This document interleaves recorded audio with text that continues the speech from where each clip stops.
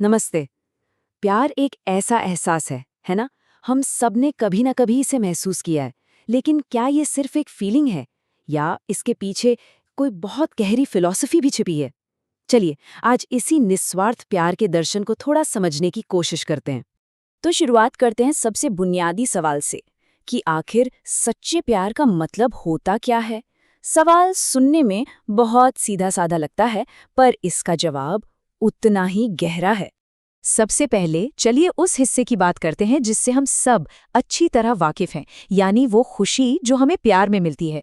कह सकते हैं कि ये प्यार का सबसे पहला, सबसे जाना पहचाना रूप है। जरा सोचिए, जब किसी से प्यार होता है तो सिर्फ उसे देख लेने से ही एक अलग सी खुशी मिलती है ना? बस एक झलक मिल जाए और मन को जैसे सुकून मिल जाता है। ये प्यार से मिलने वाली खुशी का पहला लेवल है। और इसके बाद आता है उनसे बात करने का सुख। उनकी आवाज़ सुनना, अपनी बातें शेयर करना, ये जो कनेक्शन बनता है ना, ये एक अलग ही लेवल की खुशी देता है। मतलब देखने वाली खुशी से एक स्टेप आगे। और आखिर में उनके पास होने का एहसास। कुछ बोलने की भी ज़रूरत नहीं पड़ती, बस उनका साथ होना ही काफ़ी होता है। ये वो सुकून है जो एहसास दिलाता है कि कोई है साथ में। लेकिन एक मिनट, ये तीनों तरह की खुशी तो इस बात पर टिकी है कि हमें क्या मिल रहा है। तो क्या प्यार सिर्फ पाने का ही नाम है? और बस यहीं पर कहानी में एक बहुत बड़ा ट्विस्ट आता है। अब हम प्यार को एक बिल्कुल नए नजरिए से देखने वाले हैं। एक ऐसा नजरिया जो पाने की भावना से बहुत बहुत आगे है, और ये बदलाव हमारी पूरी सोच को हिला सकता है। तो देखिए, बात ये है, एक तरफ है खुशी पाना, मतलब उन्हें देखने से, बात करने से, पास रहने से हमें जो खुशी मिल रही है। लेकिन दूसरी तरफ है खुशी देना, ये सोचना कि प्यार का असली मकसद ही दूसरे इंसान को सुख देना है। बस यही एक सोच प्यार को लेने से देने के एक्शन में बदल देती है। तो ये जो नया नजरिया है ना, ये प्यार को सिर्फ एक फीलिंग नहीं रहने देता, बल्कि उसे एक एक्शन बना देता है। इसे ही कहते हैं देने का भाव।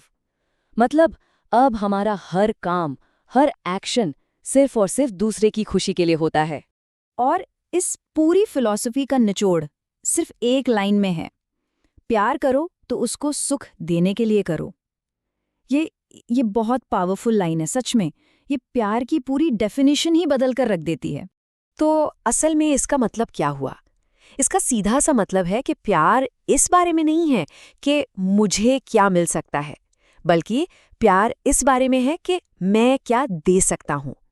फोकस जो है वो खुद से हटकर दूसरे इंसान पर चला जाता है, और फिर खुशी बस एक बाय प्रोडक्ट नहीं रह जाती, वो हमारा मकसद, हमारा गोल बन जाती है। और जानते हैं, जब ये देने का भाव अपनी पीक पर पहुंच जाता है, तो वो बन जाता है समर्पण।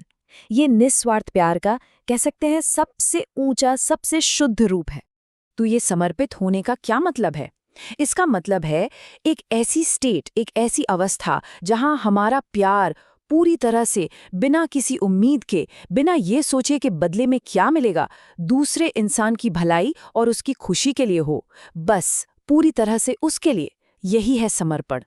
यही वो सोच है जो प्यार को सिर्फ एक फीलिंग से उठाकर एक मकसद, एक पर्पस बना देती है। अब प्यार करना सिर्फ अच्छा फील करना नहीं रह जाता, बल्कि ये जिंदगी का एक मकसद बन जाता है, किसी और को खुश रखना।